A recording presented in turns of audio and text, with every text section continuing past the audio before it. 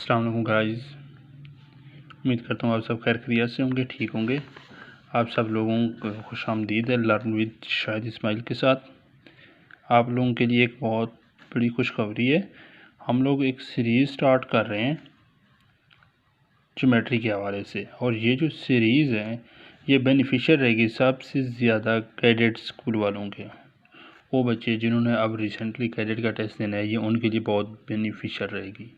और इसमें सबसे पहले हम स्टार्ट कर रहे हैं सर्कल को। हम ये पूरी सीरीज़ बिल्कुल बेसिक से ही लेके चलेंगे और एंड तक थ्रू आउट इंशाल्लाह इसे कवर करेंगे।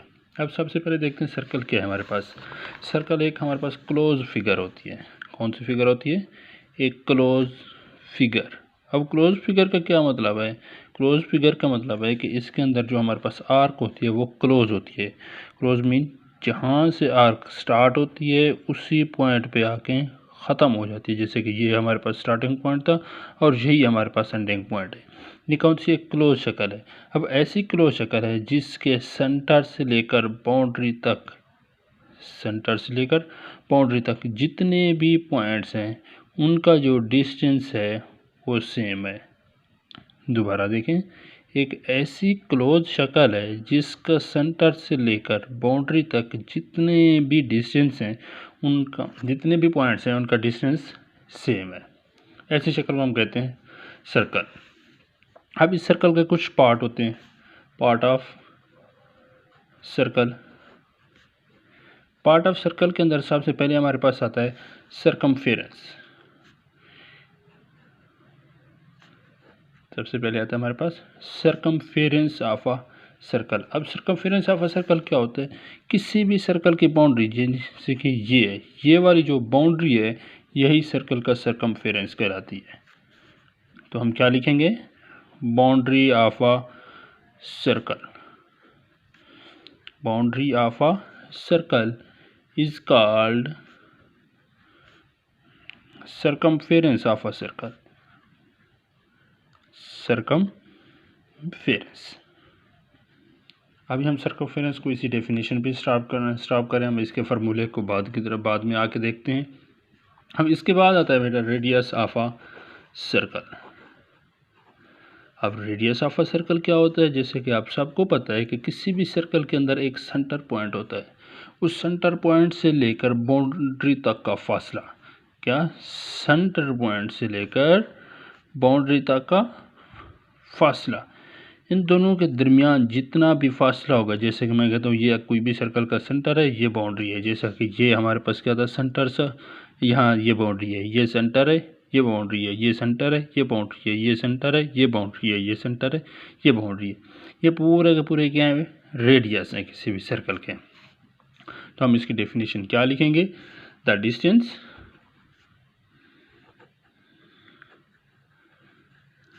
From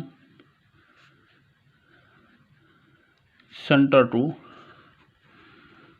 boundary of a circle is called radius of a circle. अब इसके बाद आता है हमारे पास डायामीटर ऑफ अ सर्कल। अब किसी भी सर्कल का डायमीटर क्या होता है? इस बात को थोड़ा गौर से देखना। जो हमारे पास रेडियस होता है ये होता है सेंटर से लेकर बाउंड्री तक का फासला, और जो डायमीटर होता है ये बाउंड्री से लेकर बाउंड्री तक का फासला। यानी कि जब कोई भी लाइन बाउंड्री के एक पॉइंट से लेकर दूसरे पॉइंट तक टच करती है तो उसे हम क्या कहते हैं? डायमीटर कहते हैं।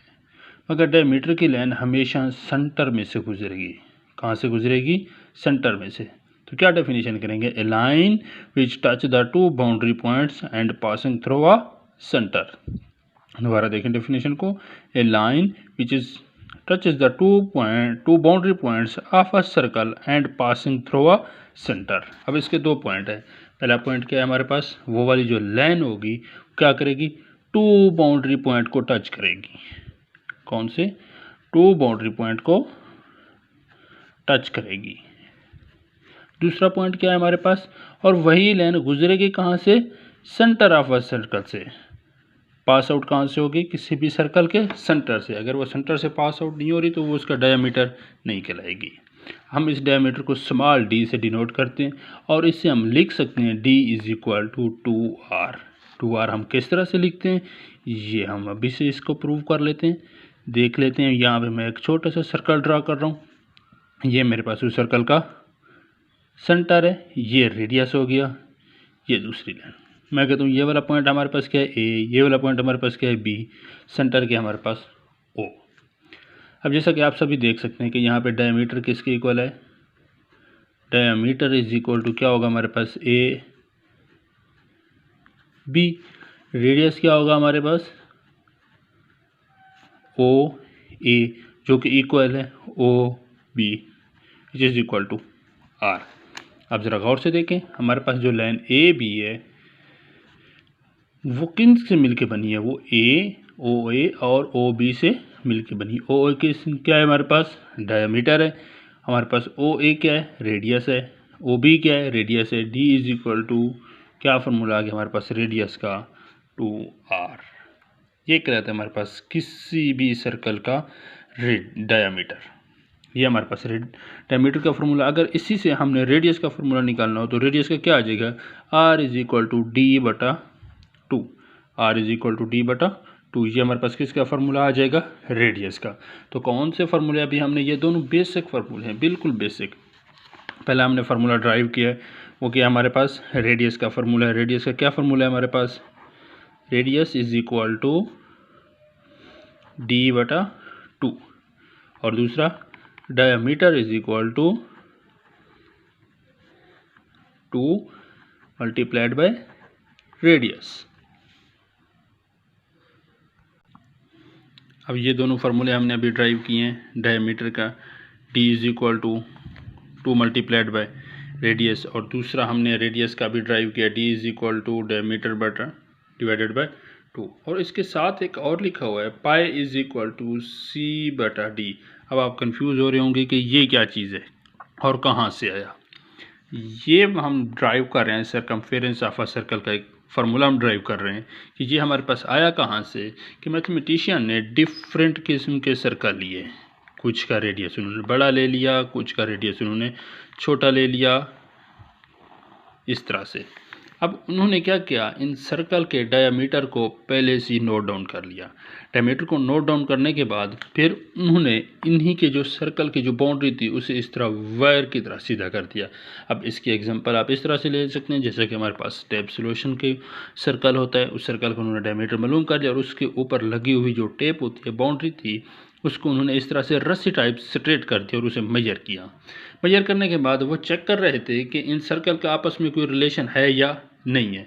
जब उन्होंने इन्हीं डिफरेंट रेडियस के सर्कल के उसके सरकमफेरेंस को डिवाइड किया किस पे, डायमीटर पे, तो सभी के पास जो आंसर आया वो क्या आ गया, पाया आ गया।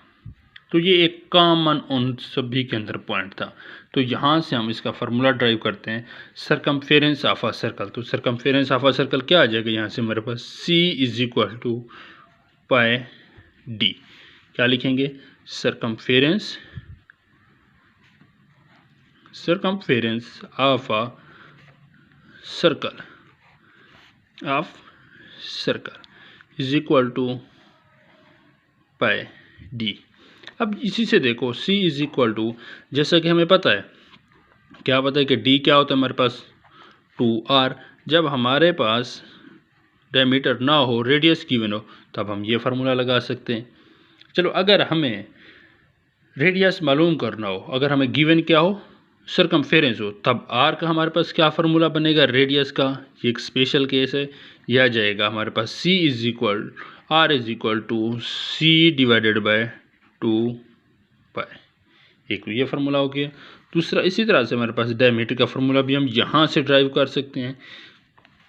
वो किस तरह से, ये देखें कि हमारे पास अगर d मालूम करना हो, सरकमफेरेंस गिवन हो, तो हम कैसे मालूम करेंगे, तो क्या आ जाएगा, d is equal to circumference divided by pi. ये दो स्पेशल केस हैं, ये दोनों के दोनों हमने कहाँ से मालूम किए, ये इस फार्मूले के साथ, सरकमफेरेंस ऑफ अ सर्कल के साथ। जब हमारे पास किसी भी सर्कल का सरकमफेरेंस गिवन होगा और हमने मालूम क्या करना होगा, रेडियस करना होगा, तो ये आ जाएगा। और इसी तरह से जब किसी भी सर्कल का हमें सर्कमफेरेंस गिवन होगा, डायमीटर मालूम करना होगा, तो हम ये फार्मूला लगा सकते हैं।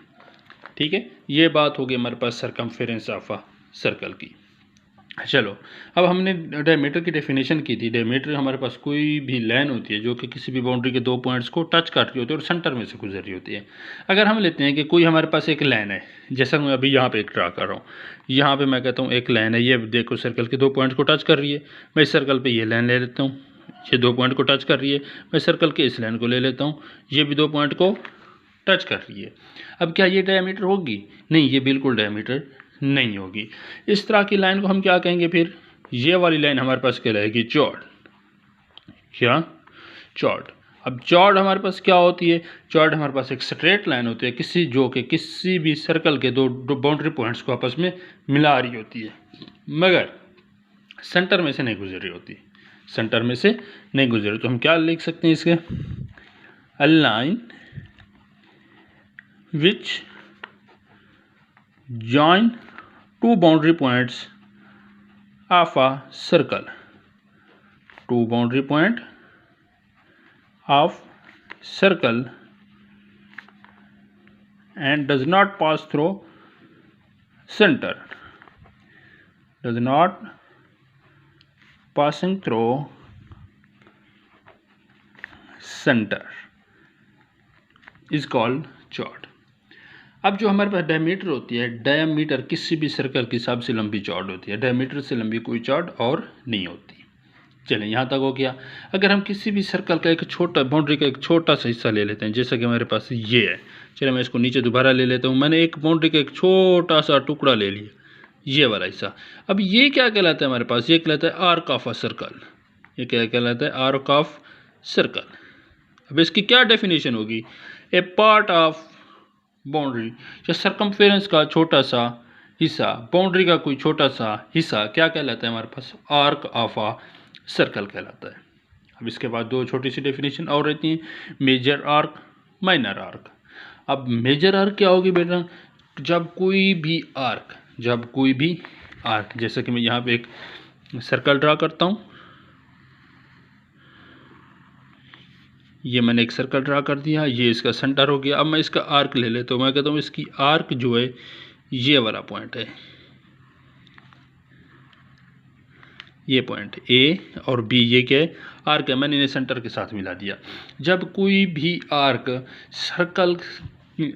में जो एंगल सबटेंडेंट होगा, यानी कि ये वाला एंगल होगा, अगर ये एंगल हमारे पास लेस देन 180 है, तब ये वाली जो आर्क होगी ये माइनर आर्क होगी।